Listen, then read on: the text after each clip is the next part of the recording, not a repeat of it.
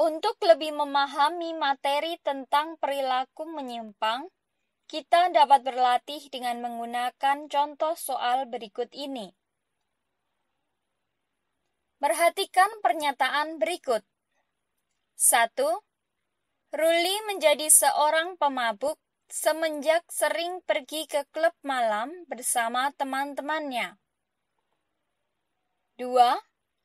Fahrul sering membolos sekolah karena berkumpul dengan teman-teman gengnya. 3. Koko bekerja sebagai kurir narkoba karena teman-temannya adalah para bandar narkoba. 4.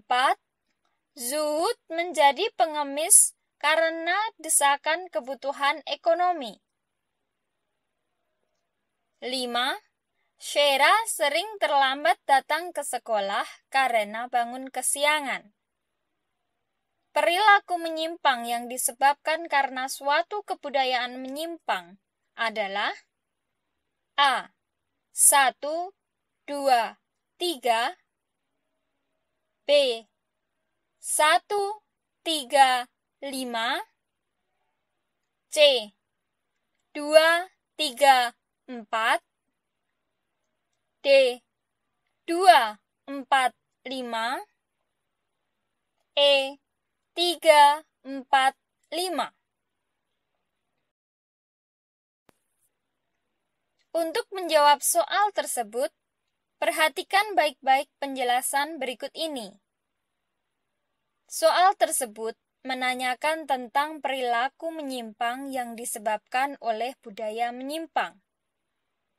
Perilaku menyimpang yang disebabkan oleh budaya menyimpang merupakan perilaku menyimpang yang terjadi dalam suatu masyarakat yang memiliki nilai-nilai subkebudayaan menyimpang, yaitu suatu kebudayaan khusus pada kelompok tertentu yang normanya bertentangan dengan norma-norma budaya yang dominan. Perilaku menyimpang yang disebabkan karena suatu kebudayaan menyimpang yang sesuai dengan pernyataan pada soal antara lain 1. Ruli menjadi seorang pemabuk semenjak ia sering pergi ke klub malam bersama teman-temannya. 2. Fahrul sering membolos sekolah karena berkumpul dengan teman-teman gengnya. 3. Koko bekerja sebagai kurir narkoba karena teman-temannya adalah para bandar narkoba. Jadi, jawaban yang benar adalah A.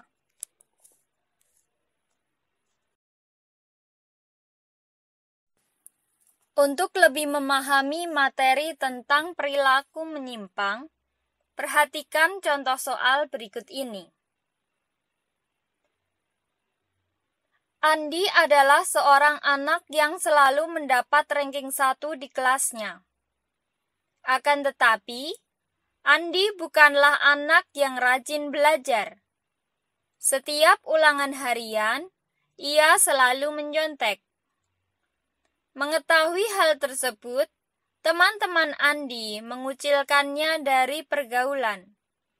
Tindakan teman-teman Andi merupakan pengendalian sosial yang bersifat A. Persuasif B. Preventif C. Represif D. Koersif E. Formal. Soal tersebut adalah soal tentang pengendalian sosial. Pengendalian sosial merupakan berbagai cara yang digunakan masyarakat untuk menertibkan anggotanya yang menyimpang. Pengendalian sosial dapat dilakukan melalui beberapa cara yang dapat diklasifikasikan sebagai berikut ini. 1.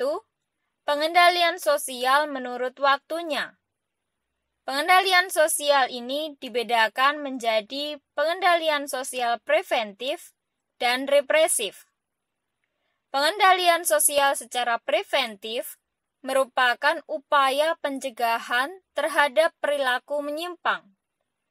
Sedangkan pengendalian sosial secara represif merupakan tindakan yang dilakukan sebagai upaya untuk mengembalikan keserasian yang pernah terganggu karena adanya pelanggaran. 2. Pengendalian sosial menurut caranya. Pengendalian sosial ini dapat dibedakan menjadi dua, yaitu secara formal dan informal. Pengendalian sosial secara formal dilakukan oleh aparatur negara atau lembaga yang berwenang. Sedangkan pengendalian sosial secara informal dilakukan oleh masyarakat umum. 3. Pengendalian sosial menurut prosesnya. Pengendalian sosial ini dapat dibedakan menjadi dua, yaitu secara persuasif dan koersif. Pengendalian sosial secara persuasif yaitu melalui ajakan, saran, bimbingan untuk berperilaku sesuai dengan nilai dan norma yang berlaku. Sedangkan pengendalian sosial secara koersif yaitu pengendalian sosial dengan cara kekerasan. Ilustrasi pada soal menyebutkan bahwa Andi adalah seorang anak yang selalu mendapat ranking 1 di kelasnya. Akan tetapi, Andi bukanlah anak yang rajin belajar. Setiap ulangan harian, ia selalu mencontek. Mengetahui hal tersebut, teman-teman Andi mengucilkannya dari pergaulan.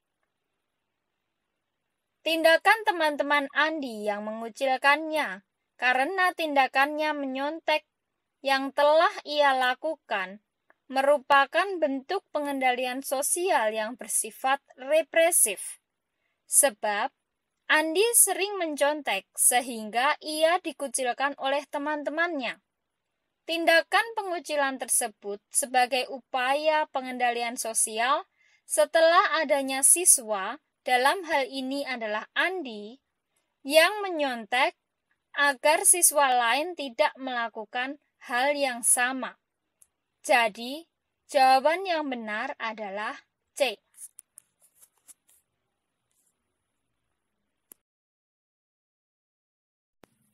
Untuk lebih memahami materi tentang struktur sosial, perhatikan contoh soal berikut ini. Wujud diferensiasi sosial dalam kehidupan masyarakat dapat ditandai dengan adanya A. Perbedaan kelas sosial masyarakat. B. Adanya stratifikasi sosial yang bersifat terbuka. C. Penggolongan masyarakat tanpa menunjukkan perbedaan hierarki. D. Adanya interaksi sosial yang intens antar anggota masyarakat. E. Terjadi kerjasama yang erat dalam kehidupan sehari-hari. Soal tersebut adalah soal tentang diferensiasi sosial. Diferensiasi sosial adalah penggolongan terhadap perbedaan-perbedaan tertentu yang sejenis dan memiliki kedudukan yang sama.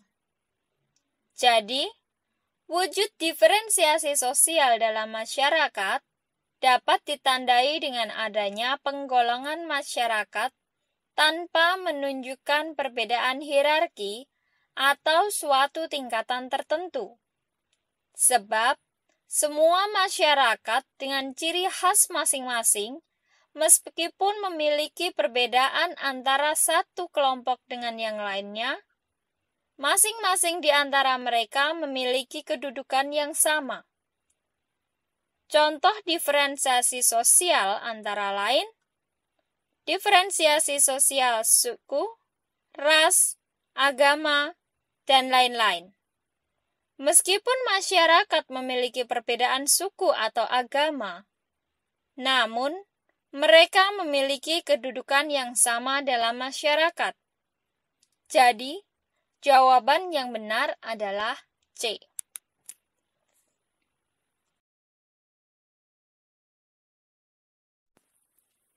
Untuk lebih memahami materi tentang diferensiasi sosial, perhatikan contoh soal berikut ini.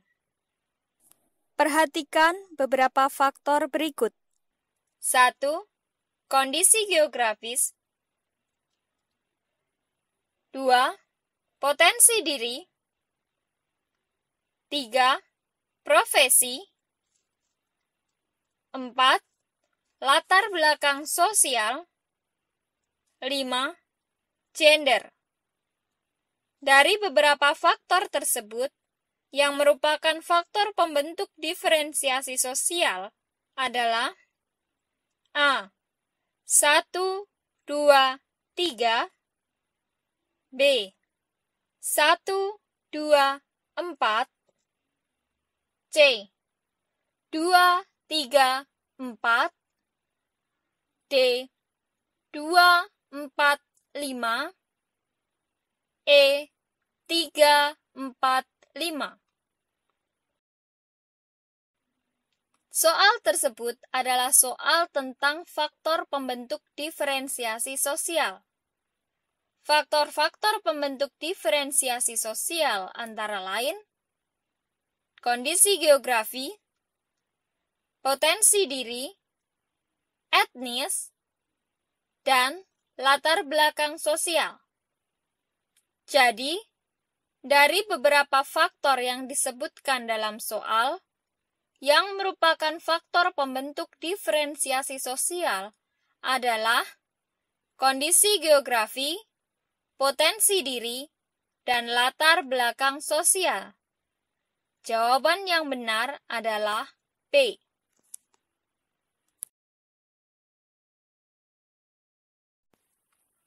Untuk lebih memahami materi tentang diferensiasi sosial, kita dapat berlatih dengan menggunakan contoh soal berikut ini. Orang tua yang memiliki bayi laki-laki cenderung membelikan perlengkapan bayi yang berwarna biru. Sedangkan orang tua yang memiliki bayi perempuan cenderung membelikan perlengkapan bayi berwarna pink atau merah jambu. Perbedaan tersebut merupakan perwujudan dari diferensiasi sosial berdasarkan A. Ras, B. Gender, C. Suku, D. Kemauan, E. Klan.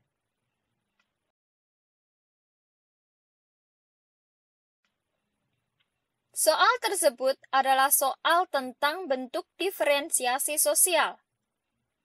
Orang tua yang memiliki bayi laki-laki cenderung membelikan perlengkapan bayi yang berwarna biru. Sedangkan orang tua yang memiliki bayi perempuan cenderung membelikan perlengkapan bayi berwarna pink. Perbedaan tersebut merupakan perwujudan dari diferensiasi sosial berdasarkan gender. Anak perempuan diidentikan dengan warna pink dan anak laki-laki diidentikan dengan warna biru. Tidak ada tingkatan yang lebih baik di antara keduanya. Hanya saja, pelaksanaan di masyarakat seringkali dijadikan sebagai patokan pembeda untuk perlakuan yang diberikan kepada bayi laki-laki dan perempuan. Jadi, jawaban yang benar adalah B.